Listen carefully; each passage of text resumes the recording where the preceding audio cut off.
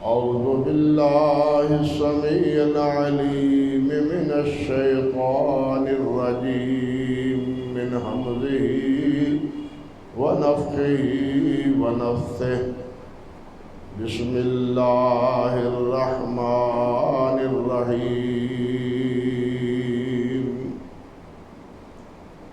فمن أظلم ممن كذب على الله وكذب بالصدق إذ جاءه أليس في جهنم مثوى للكافرين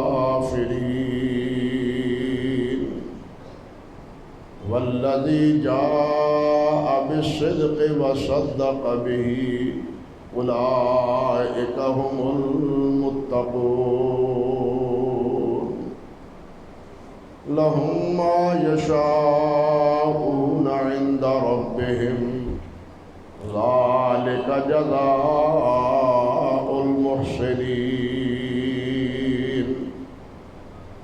ليكفر الله عنهم أسوأ الذي عملوا ويجزيهم أجرهم بأحسن الذي كانوا يعملون سبحان ربك رب العزة عما يصفون وسلام على المرسلين والحمد لله رب العالمين.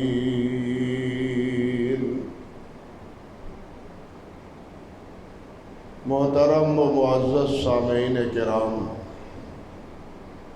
عزت مآب میری بہنوں اور بیٹیوں، گزشتہ خطبے میں ظلم کے حوالے سے کچھ باتیں آپ کے گوش گزار کر رہا تھا کہ ظلم اصل میں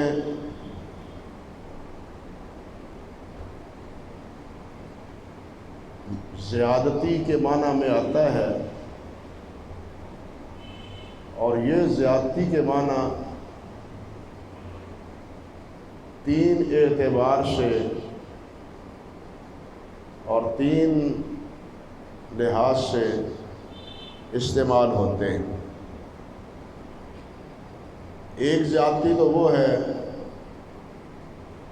جو کوئی انسان کسی دوسرے انسان سے کرتا ہے، اس کا مال، اس کی عزت، اس کی آبرو اور اس کے حقوق وہ غصب کرتا ہے۔ اور دوسرا ظلم وہ ہے جو سب سے بڑا ہے، جو اللہ رب العزت کے حق میں شرک کا ارتکاب کرتا ہے۔ اللہ رب العزت جیسی صفات اللہ کی مخلوق میں مانتا ہے، اللہ رب العزت کی اولاد سمجھتا ہے کہ اولاد بھی ہے، اللہ کے بیٹے ہیں، اللہ کی بیٹیاں ہیں، معاذ اللہ ثم استغفر اللہ۔ یہ سب سے بڑا ظلم ہے، اور یہ ایسا ظلم ہے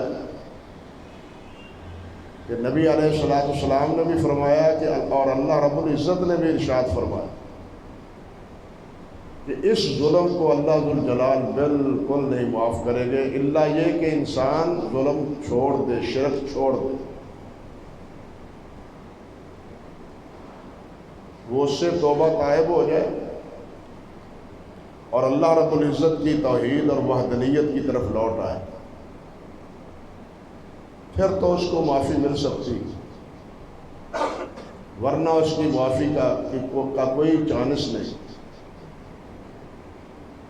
اور اس کو اللہ سبحانہ و تعالیٰ نے حرام قرار دیا ہے انسانوں کے لیے۔ اللہ تعالیٰ فرماتے ہیں قل تعالوا اتلو ما حرم ربکم علیکم اللہ تشرکوا بہ شیئا، سورۃ الانعام میں، کہ آؤ میں تمہیں بتلاؤں کہ تمہارے رب نے تمہارے اوپر کیا چیز حرام قرار دی؟ سب سے پہلی چیز جو شمار کی اس حوالے سے وہ یہ کہ اللہ کے ساتھ کسی کو شریک نہ بناؤ، کسی چیز کو۔ نبی کریم صلی اللہ علیہ وسلم نماز میں گاہے بگاہے صبح کی نماز میں، صبح کی مراد یعنی تہجد کی نماز میں، تکبیر تحریمہ کے بعد یہ دعا بھی پڑھتے تھے، قل ان صلاتی و نسکی و محیای و مماتی للہ رب العالمین لا شریک لہ وبذالک امرت وانا اول المسلمین۔ اے میرے نبی محمد صلی اللہ علیہ وسلم یہ کہہ دیں کہ میری نماز، میری قربانییں، میرا مرنا، میرا جینا، میری ساری عبادتیں وہ اللہ کے لیے، اور ان عبادتوں میں اللہ کا کوئی شریک نہیں، مجھے اسی کا اللہ نے حکم دیا ہے، اور میں سب سے پہلے اللہ رب العزت کی فرم برداری اور اللہ وحدہ لا شریک کی عبادت گزاری اور فرما برداری اس کا اعتراف کرتا ہوں۔ اور اللہ نے یہ بھی فرمایا کہ ان الشرک لظلم عظیم، شرک سب سے بڑا ظلم، یعنی جتنے بھی اقسام ہیں شرک اپنے اس کی ظلم کے، ان میں سب سے بڑا ظلم یہی شرک ہے کہ انسان مخلوق کو خالق بنا دے، مخلوق کو خالق کے درجات دے دے، اس کے اوصاف دے دے، صفتیں دے دے۔ اور تیسرا ظلم یہ ہے کہ انسان اپنے آپ پر ظلم کرے۔ یہ اپنے آپ پر ظلم، اللہ رب العزت کے وہ تمام احکام جن کی یہ نافرمانی کرتا ہے، وہ احکام عمل کرنے کے بارے میں ہوں یا وہ احکام کچھ عمل نہ کرنے کے بارے میں، جن کو اوامر اور نواہی کہتے ہیں کہ یہ کرو یہ نہ کرو۔ جو آدمی اس کی پابندی نہیں کرتا وہ کسی کا کچھ نہیں بگاڑتا، اپنا ہی بگاڑتا ہے، وہ اپنے آپ پر ظلم کرتا ہے، اللہ کی نافرمانی کر کے گویا وہ اپنے آپ پر زیادتی کرتا ہے اور اپنے آپ کو گویا جہنم کا ایندھن بنا رہا ہے۔ نافرمانی کر کے وہ اپنے آپ کو جہنم کا ایندھن بنا رہا ہے۔ اور اس بارے میں تو اللہ سبحانہ و تعالی نے یہاں تک فرمایا وَلَوْ أَنَّ لِلَّذِينَ ظَلَمُوا مَا فِي الْأَرْضِ جَمِيعًا وَمِثْلَهُ مَعَهُ لَافْتَدُوا بِهِ مِنْ سُوءِ الْعَذَابِ يَوْمِ الْقِيَامَةِ۔ اللہ اکبر کبیر، کہ اگر ان نافرمانوں کو جو اللہ اور اللہ کے رسول کی نافرمانی کرتے ہیں، ان کے پاس زمین کا سارا خزانہ آ جائے، زمین کا سارا خزانہ نہیں، وَمِثْلَهُ مَعَهُ، ڈبل ان کے پاس پہنچ جائے مال و زر، جتنا مال و زر دنیا میں ہے وہ سارے کا سارا ان کے پاس ہو قیامت کے دن، بس بلکہ اس سے ڈبل ہو۔ فرمایا لَافْتَدُوا بِهِ مِنْ سُوءِ الْعَذَابِ يَوْمِ الْقِيَامَةِ، تو یہ کیا کریں گے؟ کہیں گے یا اللہ یہ سارا لے لے اور مجھے عذاب سے بچا لے۔ آج جو 2.5% دینے پر راضی نہیں ہے، آج جو 2.5% اللہ کی راہ میں زکوٰۃ دینے پر راضی نہیں ہے، قیامت کے دن اگر اتنا مال اور خزانہ ہو وہ بھی دے گا برضاء رغبت، اور ساتھ منتیں کرے گا کہ مجھے عذاب سے مولا بچا لے، یہ سب کچھ لے۔ اللہ اکبر کبیر۔ اللہ فرماتے ہیں وَبَدَا لَهُم مِّنَ اللَّهِ مَا لَمْ يَكُونُوا يَحْتَسِبُونَ، اور یہ اس وقت اس کے سامنے ہوگا، یہ تب اقرار کرے گا جس کا یہ انکار کرتا تھا، اور جو کچھ یہ کسب کرتا ہے ساری چیزیں اس کے سامنے نمایاں ہو جائیں گی، ظاہر ہو جائیں گی، یہ کیا کرتا رہا، اور اس کو اس کا تصور بھی نہیں تھا کہ ایسا ہوگا۔ خیال بھی نہیں تھا۔ وَبَدَلَهُمْ سَيِّئَاتُ مَا كَسَبُوا، ایک ایک ذرہ، ایک ایک چھوٹے سے چھوٹا عمل برائی کا وہ بھی اس کے سامنے نمایاں ہو۔ میں یہ کرتا رہا، میں یہ کرتا رہا، میں یہ نہ کرتا رہا۔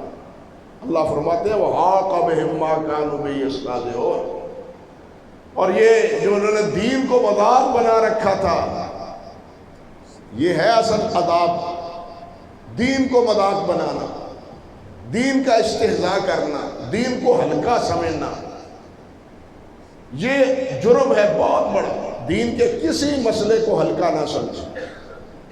ایک ہے گناہ، غلطی، قصور، ایک ہے کی چھڈو جی کس گلاں پیچھے پے ہو، نکی نکی گلاں پیچھے پے ہو، چھوٹیاں چھوٹیاں گلاں دے پیچھے پے ہو، لیکن یہ نہیں دیکھتے کہ یہ چھوٹی چھوٹی باتیں کس نے فرمائی، یہ چھوٹی چھوٹی باتیں خود کس نے کی ہیں، یہ فرمائی ہیں اللہ اور اللہ کے رسول نے، اور یہ چھوٹے چھوٹے عمل کیے ہیں نبی کریم صلی اللہ علیہ وسلم۔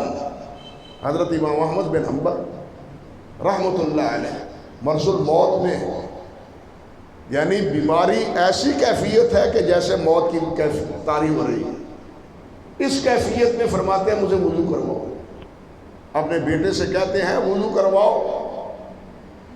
اب وضو کرتے ہوئے بیٹے نے پاؤں بھی دھوئے،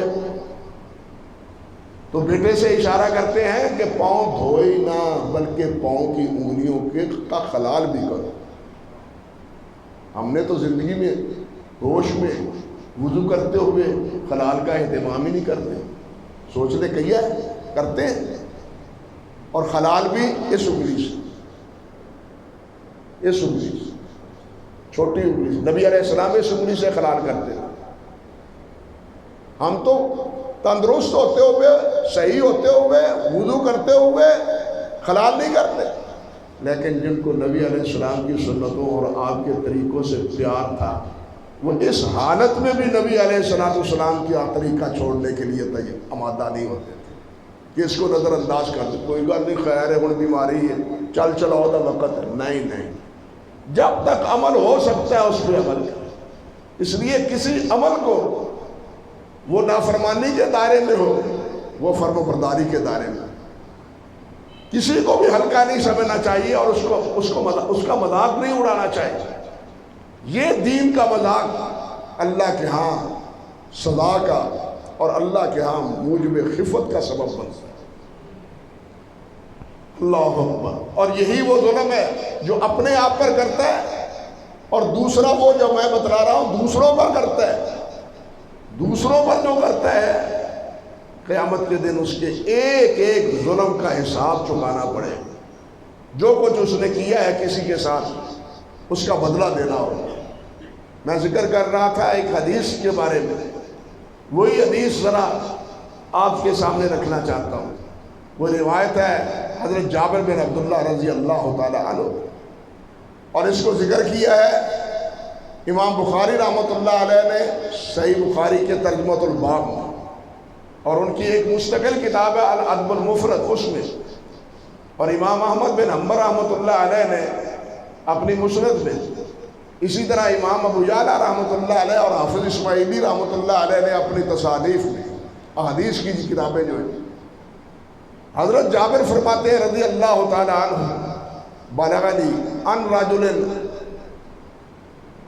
رجل حدیث سمعہ من رسول اللہ صلی اللہ علیہ وسلم، مجھے پتا چلا کہ ایک ساتھی شام میں رہتے ہیں اور وہ نبی علیہ السلام کی حدیث بیان کرتے ہیں، اور وہ حدیث بھی قصاص کے بارے میں، بدلے چکانے کے بارے میں۔ مجھے اس حدیث کا پتہ نہیں، ایک حدیث کے لیے مجھے پتہ چلا کہ وہ نبی علیہ السلام کا ایک فرمان بیان کرتے ہیں، فرماتے ہیں فاشتریت بعیرا، جابر بن عبداللہ فرماتے ہیں میں نے اونٹ خریدا،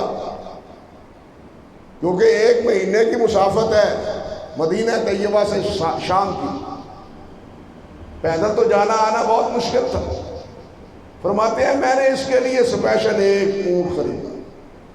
یہ جو آج ہمارے سامنے احادیث مبارکہ کا ذخیرہ کتابوں کی شکل میں محفوظ ہے، یہ ایسے ہی جمع نہیں ہو گیا، یہ بڑی ہی جان جوکھوں میں ڈال کر، بڑی تگ و دو کر کے اور بڑی محنت کر کے، شب و روز کی محنت، ہزاروں میلوں کا سفر کر کے صحابہ کرام نے، تابعین اعظام نے اور حضرات محدثین رحمہم اللہ نے جمع کی۔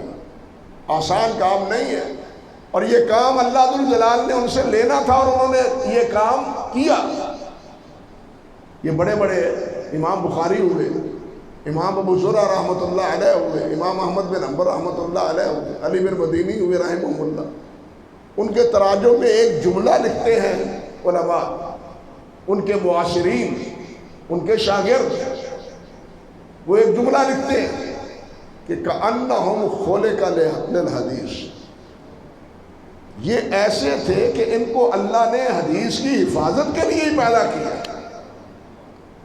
کام ہی یہی، مشغلہ ہی یہی، نہ اپنی پرواہ، نہ بھوک کی پرواہ، نہ کسی سفر کی پرواہ، بس شب و روز اسی دھن میں اور اسی فکر میں کہ نبی علیہ السلام کی حدیث کو ہم سے رہ نہ جائے۔ اللہ اکبر۔ امام مالک رحمۃ اللہ علیہ ذکر کرتے ہیں، حضرت سعید بن مسیب رحمۃ اللہ علیہ جو سید التابعین ہیں، سعید بن مسیب رحمۃ اللہ علیہ، تابعین میں دو شخصیتیں ہیں، علم و فضل کے اعتبار سے صحابہ کرام کے بعد حضرت سعید بن مسیب ہے، حضرت سعید بن مسیب ہے، مدینہ طیبہ کے تھے، اور فضل و کرم کے اعتبار سے، فضیلت کے اعتبار سے حضرت اویس کرنی ہے، حضرت اویس کرنی ہے رحمۃ اللہ علیہ۔ اللہ اکبر۔ یہاں یہ بات نقطہ بھی سمجھ لیں کہ اویس کرنی نبی علیہ السلام کی دیدار کے لیے حاضر نہیں ہو سکتے، لیکن ان کے بارے میں پیشین گوئی نبی علیہ السلام نے فرمائی، اور یہاں تک فرمایا کہ اگر وہ تمہیں ملے، اللہ اکبر، تو ان سے امت کے لیے اور اپنے لیے بخشش کی دعا کروانا۔ اویس نے حضرت عمر فاروق رضی اللہ تعالیٰ عنہ جب قافلے آتے باہر سے تو معلوم کرتے کہ قرن کے علاقے کا بھی کوئی آنے والا ہے حج کے موقع پر بھی، اور مدینہ طیبہ۔ بالآخر ایک قافلے میں یہ پتہ چلا کہ وہ آئے ہوئے ہیں، تو حضرت عمر فاروق رضی اللہ تعالیٰ عنہ نے خود حاضر ہو کے ان سے دعا کی، التماس کی۔ یہ عمر فاروق ہے، صحابی رسول ہے، مگر نبی علیہ السلام نے صحابہ سے کہا کہ وہ ایسے دعا کروانا۔ یہ ہے ان کی فضیلت، اور یہ شرف صحبت یہ حاصل کیوں نہیں ہو سکا؟ وہ والدہ کی خدمت میں تھے، والدہ کی خدمت۔ ماں کا مقام یہ ہے، مقام ماں کا درجہ یہ ہے کہ ماں کی خدمت میں نبی علیہ السلام کی زیارت کرنے نہیں گئے۔ اللہ اکبر کبیر۔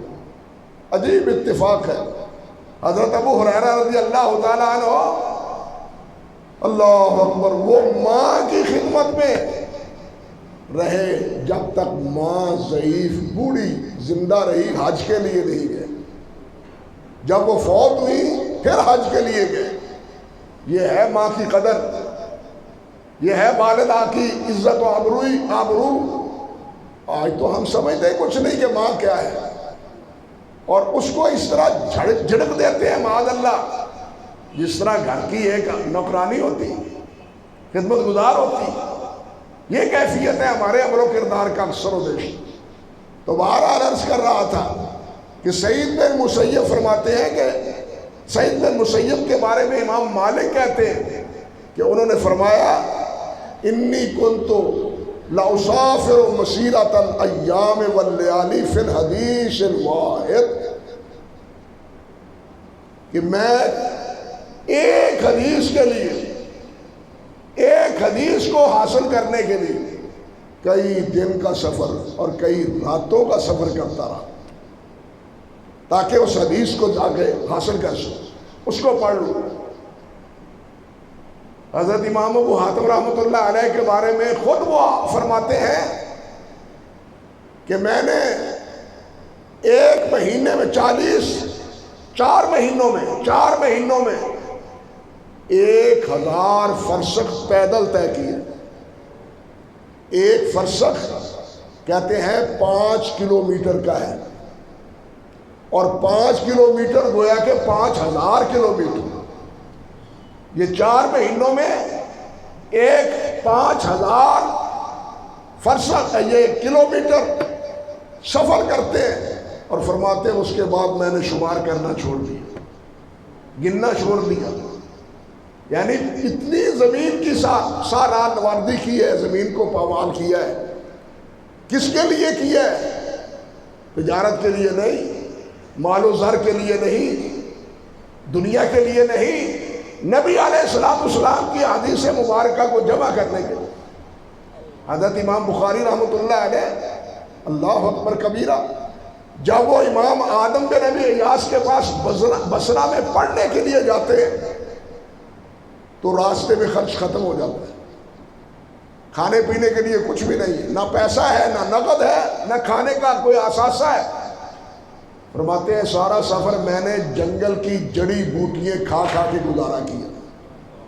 درختوں کے پتے کھائے، پتے کھا کے میں امام آدم بن ابی ایاس رحمۃ اللہ علیہ کی خدمت میں حاضر ہوا، اور وہاں ان کے پاس جا کے حدیث پڑھی. میں عرض کر رہا تھا کہ یہ حدیث بیٹھے بٹھائے، آج تو پنکھے چلتے ہیں، اے سی چلتے ہیں، آنے جانے کی بہت ہی ماشاءاللہ آسائش اور آرام دہ سواریاں ہیں. اس دور میں تو ان سواریوں کا اور ان آسائشوں کا تصور ہی نہیں تھا. یہ کیفیت تھی. حضرت جابر فرماتے ہیں، یہ تو حضرت جابر ہیں، بات رہ نہ جائے، حضرت ابو ایوب انصاری رضی اللہ تعالی عنہ، آپ جانتے ہیں کہ یہ وہ ہیں جو نبی علیہ السلام کے پہلے مہمان نواز، جن کے گھر آ کے نبی علیہ السلام نے ڈیرا ڈالا تھا. حضرت ابو ایوب انصاری رضی اللہ تعالی عنہ، وہ حضرت جابر ہی کی طرح ایک حدیث کے لیے حضرت عقبہ بن عامر رضی اللہ تعالی عنہ کے پاس مصر پہنچے تھے. مدینہ طیبہ سے کہاں مصر ہے، وہاں پہنچے. اور عجیب آخری بات یہ ہے کہ جب ان کو ملے، ملاقات ہوئی، بغرگیر ہوئے، ان سے پوچھا بھائی میں ایک حدیث کے بارے میں تم سے پوچھنے آیا ہوں، مجھے پتا چلا ہے کہ آپ سطر مومن کے بارے میں حدیث سے بیان کرتے ہیں. تو حضرت عقبہ نے کہا ہاں، وہ حدیث کیا ہے کہ من ساتر مومنا فی الدنیا علی خزیۃ ساترہ اللہ یوم القیامہ.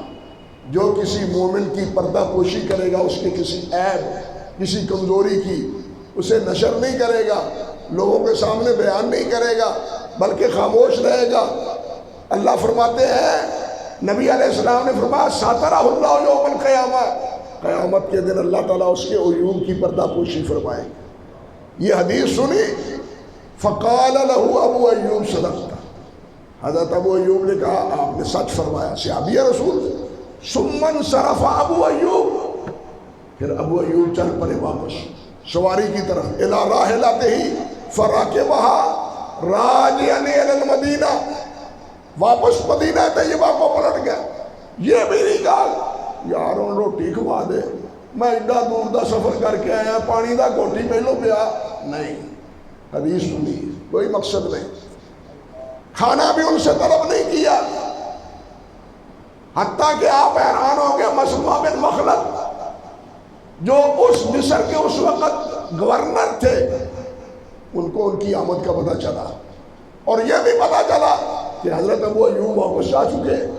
تو انہوں نے اپنے خادم کو بھیج کے پیچھے روٹی بھجوائی.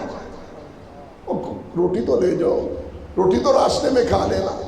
آپ اندازہ کریں، ایک حدیث کے لیے مدینہ طیبہ سے لے کے کہاں کا سفر کرتے ہیں؟ مصر کا. یہ احادیث مبارکہ ایسے جمع نہیں ہوئی، صحابہ کرام نے، تابعین اعظام نے، حضرات محدثین نے بڑی ہی محنتوں سے ایک ایک موتی کو ایک ایک جوہر کو جمع کیا ہے، اور پھر یہ ذخیرے ہمارے سامنے جمع ہو کے سامنے آئے۔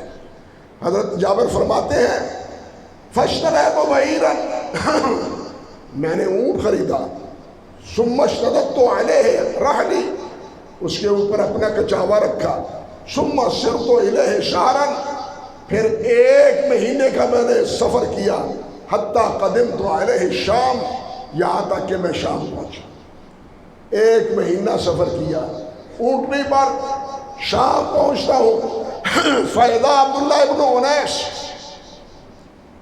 تو کہاں پہنچا، کس کے پاس؟ حضرت عبداللہ بن انیس رضی اللہ تعالی عنہ کے پاس۔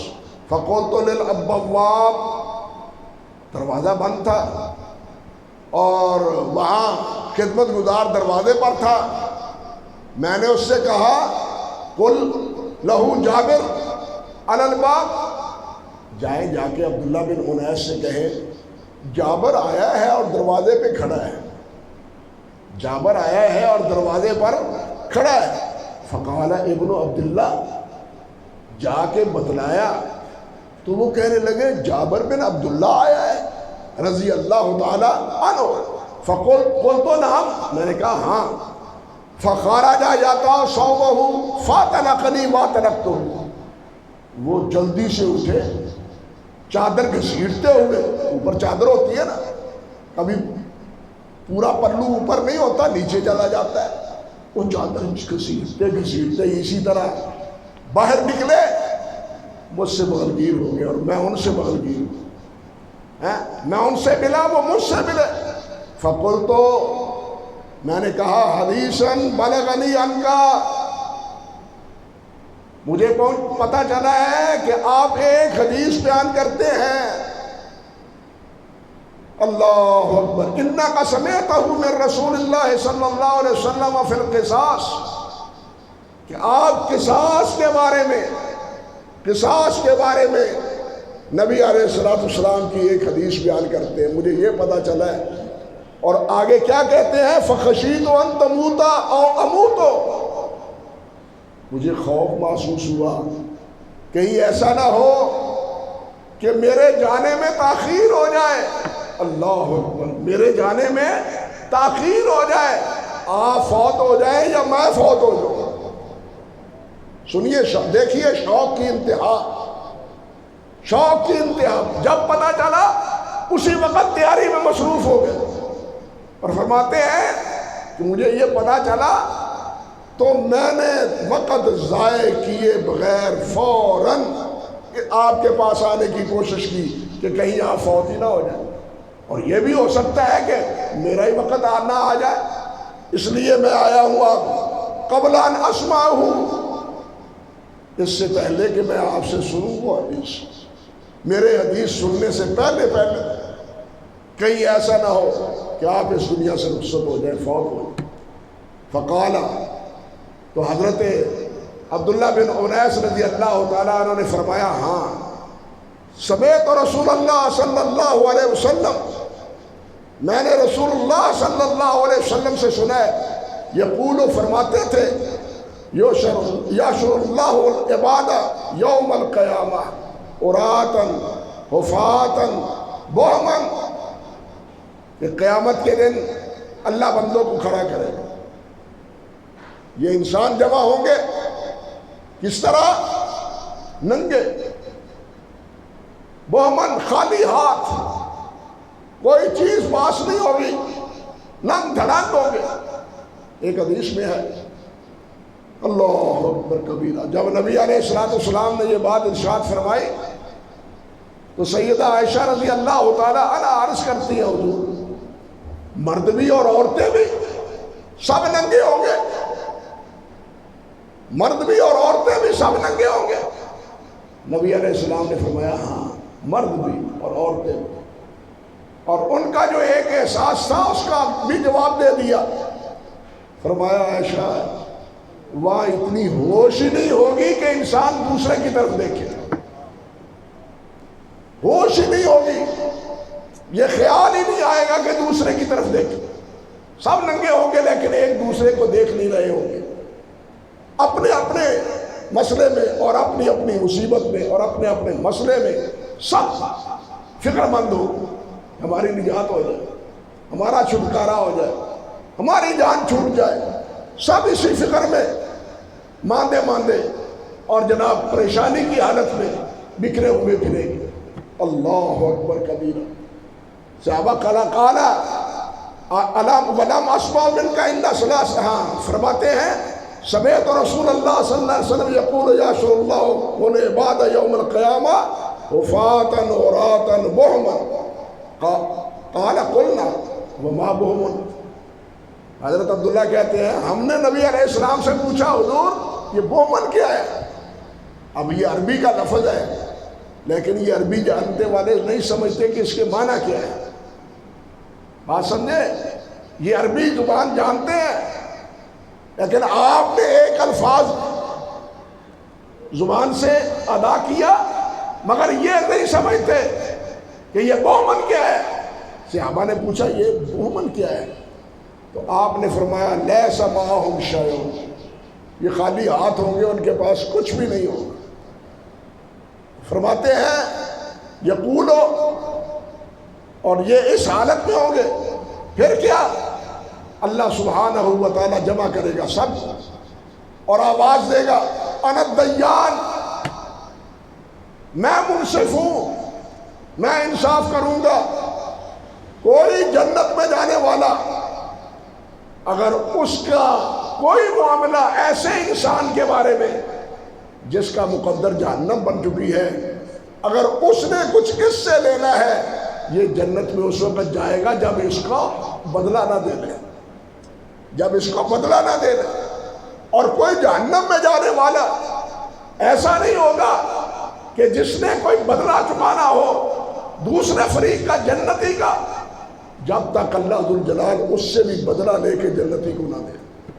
کوئی آدمی جنت اور جہنم میں اپنے آخری انجام میں اس وقت تک نہیں پہنچے گا جب تک اپنے معاملات کو صاف نہ کروا دے, ایک دوسرے کے معاملات ختم نہ کر دے. جس کا کوئی لینا ہے, دینا ہے, ظلم ہے, زیادتی ہے, وہ قیامت کے دن سب کے سب ادائیگی ہوگی. اور اس وقت ہی فرمایا کہ اس وقت خالی ہاتھوں کا لین دین کا معاملہ ہوگا تو پیسے کہاں سے آئیں گے؟ کیا دے کے راضی کرے گا؟ کیا اس کو دے گا؟ نبی علیہ السلام نے فرمایا پھر اس کے اعمال, اس کی جو نیکیاں ہوں گی وہ بھی اس کو دے دی جائیں گی.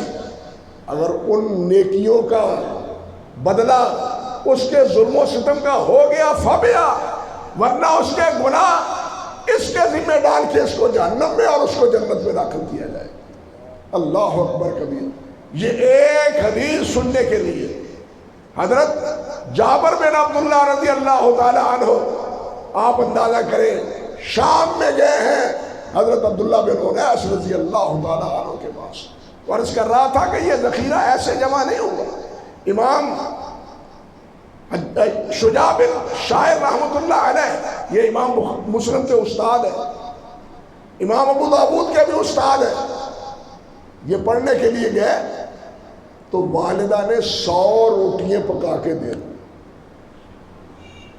100 روٹی, جاؤ بیٹا یہ روٹیاں کھا لو اور جب یہ ختم ہوئے واپس آ جانا. آج تو اللہ کا فضل ہے مدارس میں کھانے کا بھی انتظام ہے. اس وقت نہ کھانے کا انتظام ہوتا تھا اور نہ ہی محدثین رحمہم اللہ تنخواہ دار ہوتے تھے. یاد رکھیں, وہ اپنے خرچ سے خرچ کرتے تھے, خود پڑھاتے تھے اور طالب علموں کو خود اپنا انتظام کرنا پڑتا تھا. حجاج بن شاعر کہتے ہیں رحمۃ اللہ علیہ کہ وہ 100 روٹیاں لے کے کپڑے میں باندھ کے چل نکلتا اور روزانہ 1 روٹی پانی کے ساتھ بھگو کے نرم کر کے 1 روٹی روزانہ کھا لیتا. جب 100 روٹی ختم ہو جاتی گھر آ جاتا, والدہ پھر روٹیاں پکا کے دے دیتی اور میں جناب 100 روٹیاں لے کے پھر چل نکلتا. اس طرح احادیث جمع کی۔ اس سے بھی حیران کن واقعہ امام حسن بن علی بلخی رحمۃ اللہ علیہ کا ہے۔ وہ فرماتے ہیں کہ میں اشقلان گیا، اللہ اکبر کبیر، وہاں پڑھنے گیا، خرچ ختم، پیسہ ختم۔ اب کیا بھوک لگتی ہے، خودداری دیکھیے، ہاتھ کسی کے سامنے نہیں پھیلاتے۔ بہت سے واقعات اس بارے میں۔ صحیح بات یہ ہے کہ یہ واقعہ سنائے تو اس کے لیے پورا ایک خطبہ چاہیے۔ اسقلان میں گیا، اب بھوک لگی ہوئی ہے، کیا کروں؟ کہتے ہیں نان بھائی، روٹیاں پکانے والا تندور پر روٹیاں پکانے والا روٹیاں لگا رہا ہے۔ ہوا کے جھونکے جس طرف سے آتے ہیں، میں مخالف سمت پہ جا کے بیٹھ گیا کہ روٹیوں کی خوشبو سے اپنے دل کو کچھ تسلی دے گا۔ یعنی روٹی پکنے کی خوشبو ہوتی ہے نا، اس سے اپنے آپ کو تسلی دوں۔ لیکن آگے بڑھ کے یہ نہیں کہا کہ ایک روٹی مینوں بھی دے دے۔ خودداری یہ دین کے لیے نکلے ہیں تو بھیک نہیں مانگی، بھوکا رہنا پسند کر لیا ہے۔ اللہ نے ان کا کوئی انتظام بعد میں کیا، اور بہت سے واقعات ہیں اس قسم کے۔ اللہ سبحانہ و تعالیٰ ان سب کی قربانی قبول فرمائے۔ یہ جو آج ہمارے سامنے حدیث مبارکہ کا ذخیرہ ہے، یہ انہی خدام کی خدمتوں کا نتیجہ ہے۔ اللہ ذوالجلال ان پر کروڑ رحمتیں فرمائے، اور ہمیں بھی حدیث کی قدر دانی کی توفیق دے۔ ان کو قدر تھی، ان کو اس کی قدر تھی، تبھی ایک ایک حدیث کے لیے کئی دن کا، ایک مہینے کا سفر کرتے تھے۔ اللہ ہمارے دلوں میں بھی نبی علیہ السلام کی حدیث ڈالے۔ آپ عجیب سنیں، امام اوزاعی ہیں، شام کے ہیں، عبداللہ بن عمر اوزاعی، ان کے پاس ایک ساتھی پڑھنے کے لیے 4 دن رہا، انہوں نے 30 احادیث لکھوائی۔ 4 دن میں کتنی حدیث؟ 30 حدیث لکھوائی۔ ساتھی کہتے ہیں چوتھے دن، حضرت صاحب 4 دن ہو گئے نے تو ساریاں 30 حدیث مینوں تسی لکھوائیاں نے، اینے دن میرے لگ گئے نے، کوئی خیال تے کرو، میں ایڈی دوروں پڑھنے واسطے تہاڈے کول آیا۔ امام اوزاعی فرمانے لگے، اچھا 4 دن تمہیں بڑے محسوس ہوتے ہیں؟